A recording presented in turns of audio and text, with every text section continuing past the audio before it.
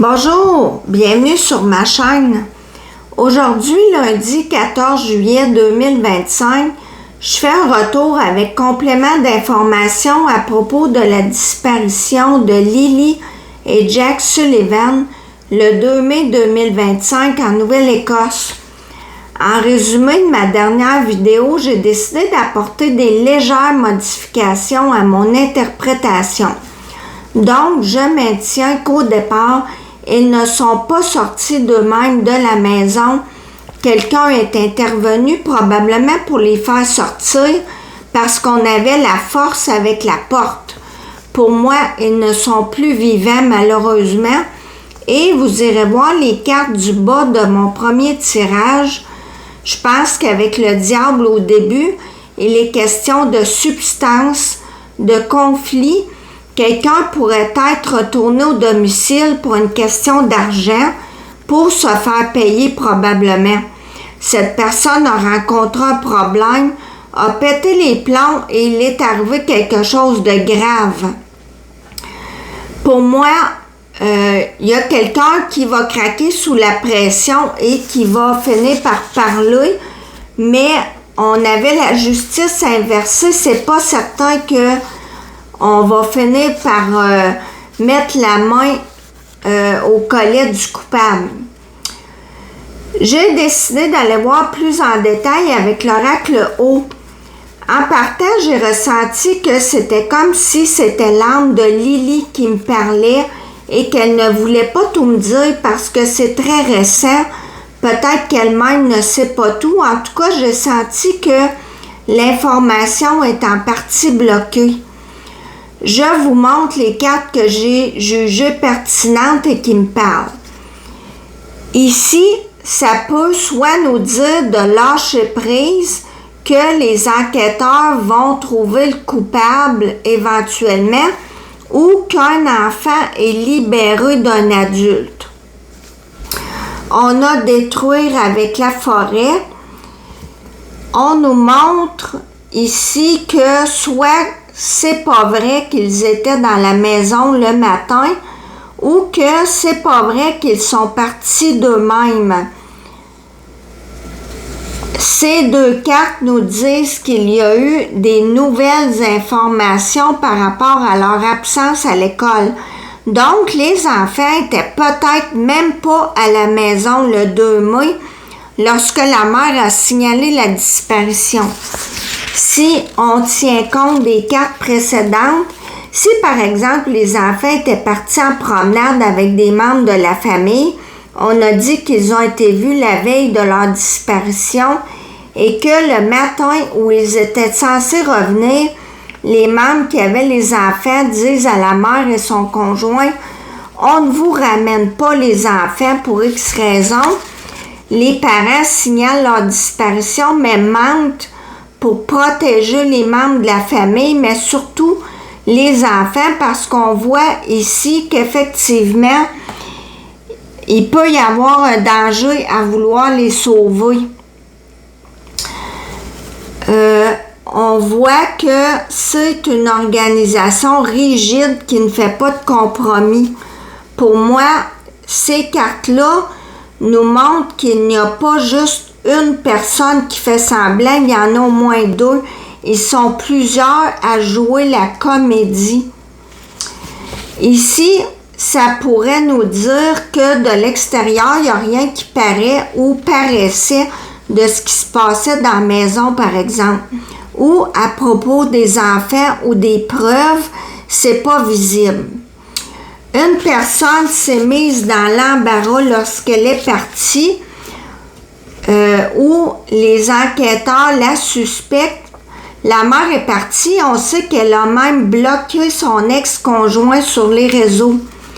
On nous dit que la meilleure chose à faire, c'est d'attendre ou que quelqu'un attendait le bon moment, entre guillemets.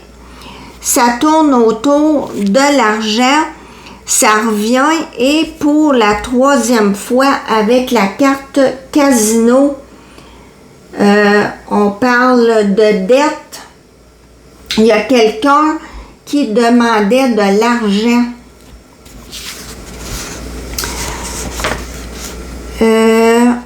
l'enquête se dirige vers un enlèvement, un vol.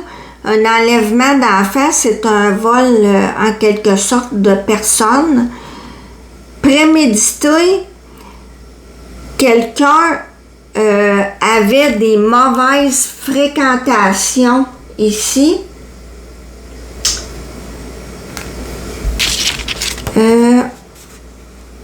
Ici, supprimer, est-ce qu'il y a 2 complices ou c'est pour nous confirmer qu'on a supprimé les 2 enfants? Est-ce qu'on va les retrouver dans l'eau ou ça pourrait nous dire aussi avec le tourbillon qu'on a de la misère à les retrouver, on tourne en rond, on a de la misère à résoudre leur disparition. Ici, on voit que quelqu'un travaille dans une organisation. On va dire, mais on ne la voit pas, la personne. Et on nous dit que cette personne a besoin de ce travail, dépendre d'eux. Là, on a une mère avec 2 enfants et le mot caché. Je vous ai dit au début que je sentais que c'était l'âme de Lily qui me parlait. Ici, elle nous dit qu'elle souhaite, avec le rêve, qu'une personne aille se faire soigner, aille consulter, et on voit des jambes de femme.